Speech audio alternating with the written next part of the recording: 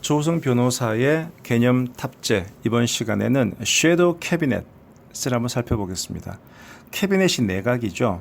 자, 이 섀도우 캐비넷은 야당이 증권을 획득할 것에 대비해서 미리 예정에 준비해 두는 내각, 이런 뜻입니다. 일명 그림자 내각이라고도 하는데요. 이 영국은 원래 양당제가 발달되어 있죠. 그래서 여당과 야당이 서로 교차가 되는데, 이 야당이 정권을 나중에 획득할 것에 대비해서 총리 이하 이 장관들을 미리 예정해 두고 이 정권을 나중에 잡으면 예정되었던 멤버가 그대로 그 내각의 장관이 되는 경우가 많기 때문에 이를 섀도우 캐비넷이라고 합니다. 그래서 야당에서는 이 섀도우 캐비넷을 만들어 두고 정기적인 회의도 열고 또 당의 독자적인 정책이나 의회 대책 등을 협의 결정하죠. 그리고 여당에서도 이 야당의 섀도우 캐비넷을 존중하고 필요한 정보를 제공하는 관행이 있었다고 합니다. 좀 영국식 독특한 정치 제도에서 비롯되는 것인데요. 이런 제도가 영국에서 시작된 것은 1876년도부터고 정작 이 단어 섀도우 캐비넷이라는 말을 제일 처음 사용한 사람은 1907년 보수당의 아서 네빌 체인블린이라고 합니다.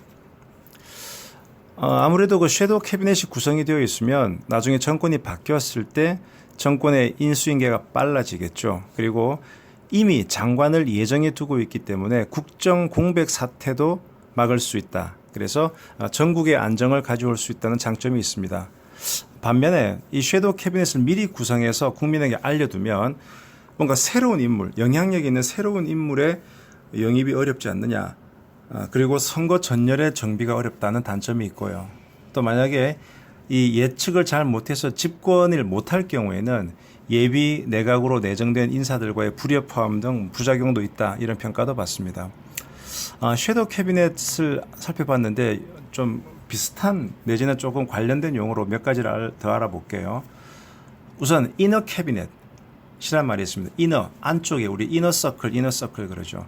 이너 캐비넷은 뭐라고 그러면 내각이 있는데, 즉 장관들의 모임인 내각에서도 실질적으로 실세들, 그러니까 내각을 실질적으로 지도하는 소수의 실력자들을 가리켜서 이 이너 캐비넷이라고 합니다. 보통 강내 내각, 소수 내각이라고 합니다. 즉 평상시에는 내각의 의사 운영이 모든 이 장관들이 참가한 회의에서 결정이 되지만 전시라든가 비상사태가 일어날 경우에는 또는 연립 내각일 경우에는 신속하고 통일적인 조치를 필요로 하기 때문에 소수의 주요 강요가 최고 정책을 심의 결정하는 것을 말한다고 합니다. 제1차 세계대전 중에 영국의 수상인 데이빗 로이드 조지가 구성한 것이 대표적인 이너 캐비넷입니다. 또 하나 유사 용어로 키친 캐비넷. 최근에 그 박근혜 대통령 측에서 그 최순실이 나의 그 키친 캐비넷이었다, 뭐 이런 얘기를 해서 좀 논란이 됐었는데요. 키친, 식당이죠. 자, 이 키친 캐비넷은 어떠한 정치적인 포지션은 없는데 그냥 대통령의 식사에 초청받을 정도로 가까운 지인이나 친구들을 말합니다. 또는 뭐 높은 지위에 있는 사람과 격의 없이 대화를 나눌 수 있는 지인들이라는 의미로 쓰이는데요. 이 사람들은 대통령과 어떠한 이해관계나 정치적 관계를 떠나서 수평적인 관계에서 대화와 토의를 하고 그 과정에서 여론을 전달하는 통로 역할을 한다. 그래서 대통령은 그 사람들로부터 국정 운영의 충고를 듣는 계기로 삼는다는 겁니다. 이 용어 키친 캐비넷은 미국의 7대 대통령인 앤드류 잭슨이 그 양반이 그 참모진과 좀 불화가 많았답니다. 그래서 자문이 필요할 때 행정부 밖에 있는 지인들을 격식 없이 식사에 초대해서 국정을 논의했던 그 일에서 비롯되었다고 합니다. 이상 섀도우 캐비넷, 이너 캐비넷, 키친 캐비넷을 살펴보았습니다.